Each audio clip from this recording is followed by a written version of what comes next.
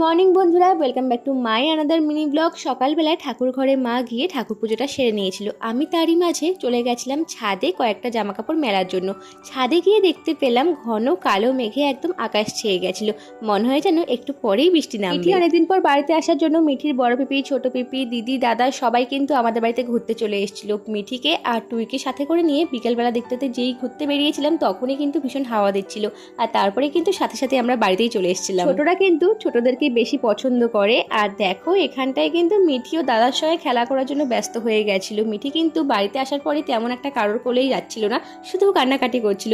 কিন্তু দেখো এখানটায় কিন্তু সবার সঙ্গে কি সুন্দরও খেলা করছিল। আসলে এই যে বলে না, বাচ্চাদেরকেই বাচ্চারা বেশি ভালোবাসে আর পছন্দও করে। তো ওরা তো ওখানটায় খেলা করছিল আর আমরা চাউমিন খাচ্ছিলাম। আর হ্যাঁ, এখানটায় কিন্তু পরের দিন সকালবেলায় মটনও রান্না হচ্ছিল আর মাছও রান্না হচ্ছিল। আমি আর বদি ছদ্দি কেউই কিন্তু মটন খাই না। তোমরা কে কে খাও বলো?